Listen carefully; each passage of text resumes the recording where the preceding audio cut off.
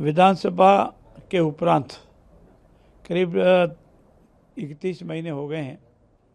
सरकार निरंतर कार्य कर रही है।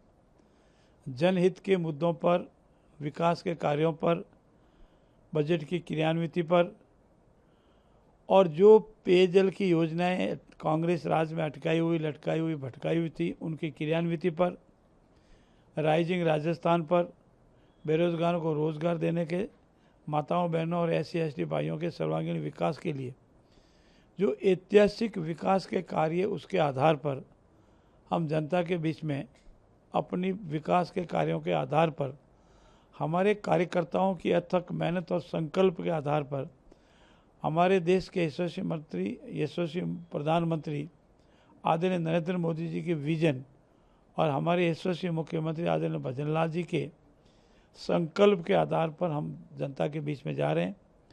कल से निकाय चुनावों में नामांकन की प्रक्रिया प्रारंभ हो रही है और 11 तारीख तक मतदान हो जाएगा।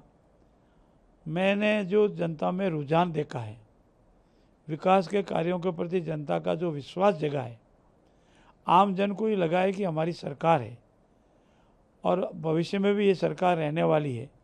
तो ऐसी स्थिति में इस बार चाहे नगर निकाय चुनाव हो या पंचायत राज के चुनाव हो, बहुत ऐतिहासिक जीत के साथ कमल का फूल खिलेगा। ये मैं हमारे बीजेपी कार्यकर्ताओं की अथक मेहनत, विकास के कार्यों और देश और प्रदेश के शीर्ष नेतृत्व का जनता में जो विश्वास है, उसके आधार पर कह सकता हूँ। सर, युवा और महिलाओं को किस तरीके से प्रतिनिधित्व मिलने की कोई चर्चा पार्टी में किस तरीके को होगा? कांग्रेस दिखावे के रूप में युवाओं को 50% अधिक टिकट देने का ऐलान कर रही है, लेकिन वो ये भूल जाती है कि भारतीय जनता पार्टी प्रारंभ से युवा शक्ति के प्रति समर्पित रही है और हमारे देश के प्रधानमंत्री जी का विजन रहा है कि युवा तरुणाई को हमें आगे लाना जरूरी है।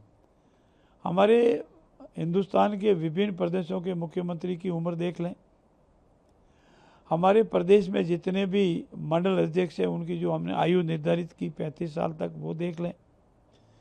हमारे जो जिला मोर्चाओं के अध्यक्ष हैं उनकी देख लें, हमारे जो जिला अध्यक्ष हैं उनकी आयु देख लें। तो हमने तो पहले से ही ये कार्रवाई प्रारंभ कर दी थी। हमारा मातृशक्ति और युवाओं पर विशेष फोकस है और यही हमारी आधी आबादी से बहुत अधिक हो जाता है। ऐसी स्थिति में युवाओं को बहुत अधिक अवसर मिलेंगे और ज़्यादातर युवाओं और माताओं बहनों का ये पंचायत राज और निकाय चुनाव में भागीदारी होगी, ऐसा मेरा मानना है और हम धरातल लेवल से लाकर बताएंगे।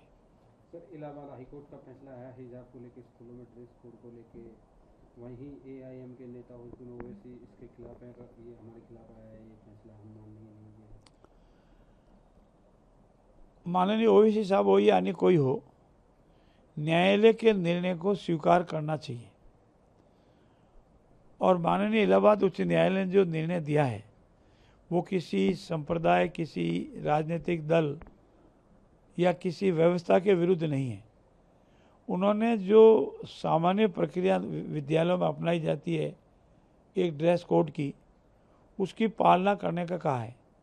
हिजाब पहनना है, अपनी स्वतंत्रता है, कहीं बाहर पहने आप, लेकिन विद्यालयों में माननीय सर्वोच्च न्यायालय, माननीय उच्च न्यायालय के जो निर्णय है उसकी पालना करनी चाहिए, ऐसा मेरा मानना है।